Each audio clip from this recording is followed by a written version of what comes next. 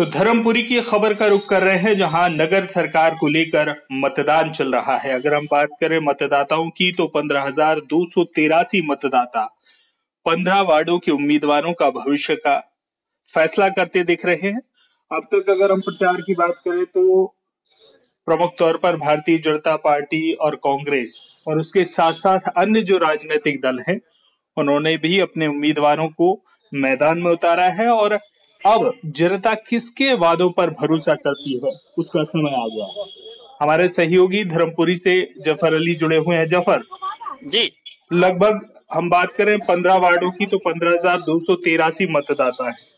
जी। 30 दलों की नियुक्ति की गई है, 23 दल मतदान केंद्रों पर और 7 दल रिजर्व के रूप में तैनात हैं।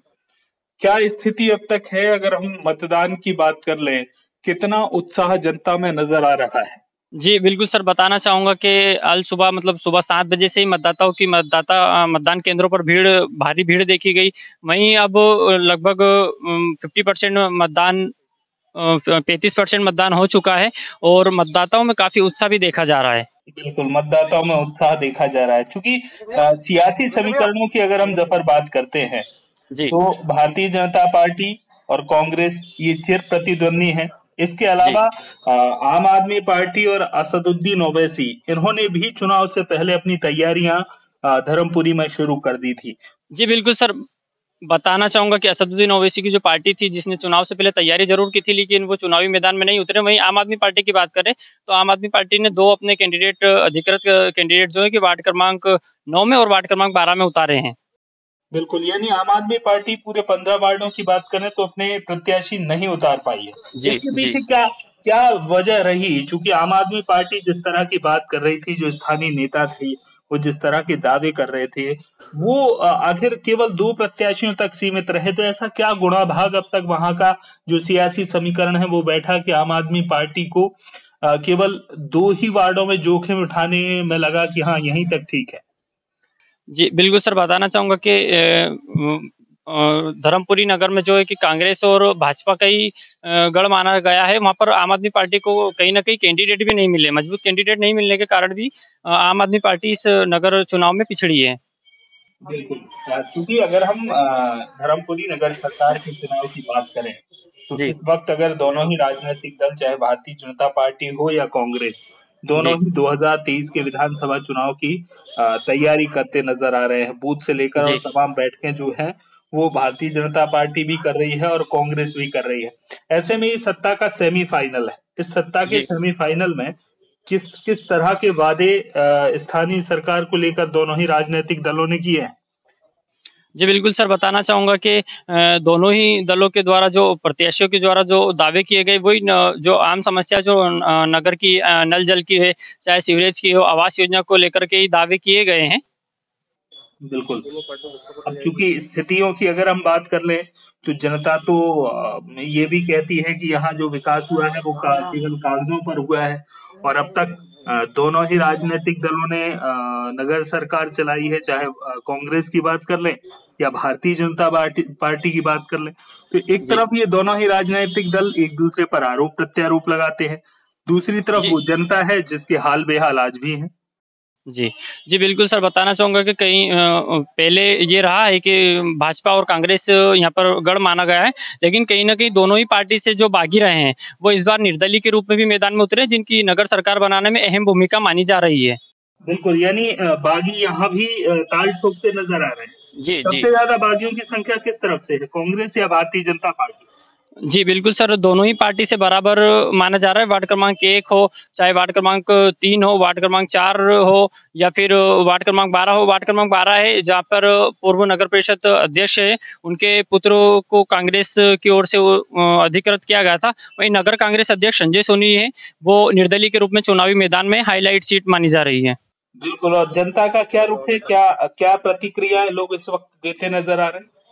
जी, बिल्कुल सर, बताना चाहूँगा कि जनता बिल्कुल खामोश है और खामोशी से वो अपना निर्णय लेने के लिए तैयार है और आज मतदान में भी काफ़ी उत्साह देखा गया। अब ये जनता ने किसको अपना पार्षद चुनने के लिए मतदान किया, ये 23 तारीख को ही स्पष्ट हो पाएगा। बिल्कुल।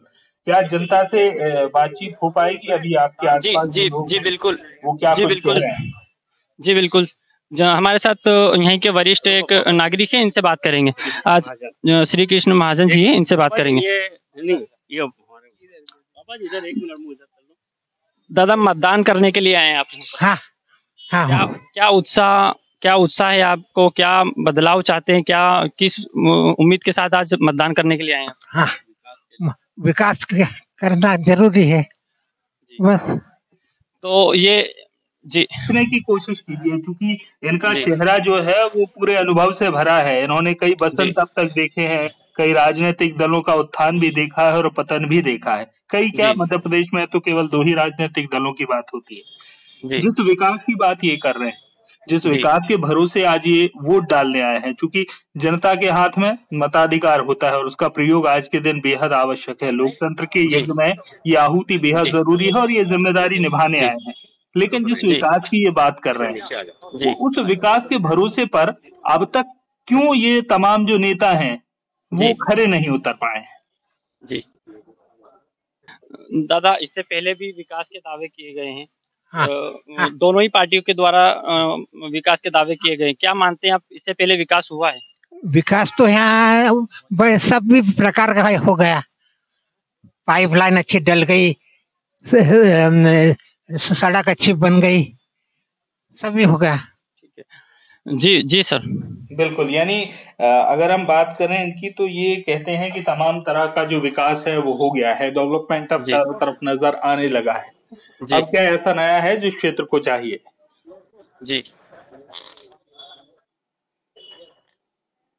और भी जो लोग हैं जफर, उनसे बात करने की अगर कोशिश करो कि क्या कुछ कहना है लोगों का।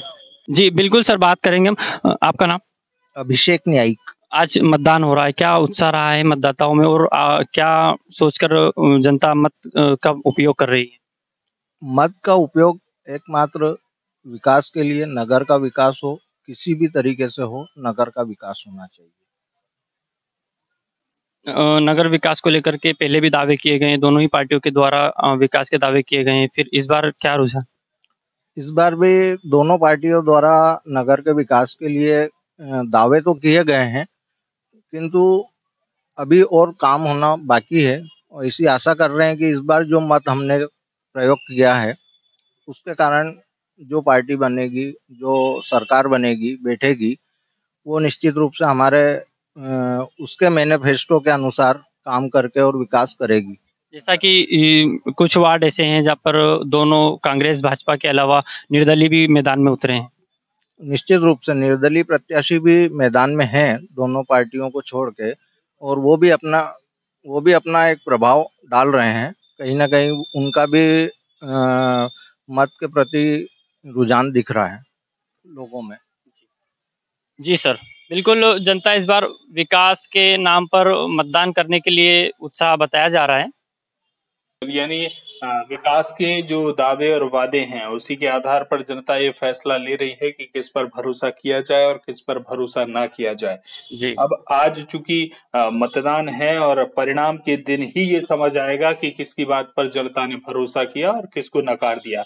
सबसे अहम बात यह है कि दोनों ही राजनीतिक दलों के जो बागी हैं वो चुनाव गणित को प्रभावित कर रहे हैं। यानी सियासी जो समीकरण हैं वो निर्दलियों पर भी कई वार्डों में डिपेंड करता है। तो अब आज चूंकि मतदान है और अब इंतजार रहेगा कि जनता क्या फैसला सुनाती है। आपका बहुत बहुत धन्यवाद जफर, बातचीत के लिए और जो मतदाता हैं उनसे उनका मन टटोलने के लिए भी कि आखिर विकास के लिए तमाम जो दावे हैं वो कितने पूरे हो पाते हैं, ये सरकार बनने के बाद पता चलेगा और जनता किस पर भरोसा करती है ये चुनाव परिणामों के दिन ही नजर आएगा। बहुत बहुत धन्यवाद।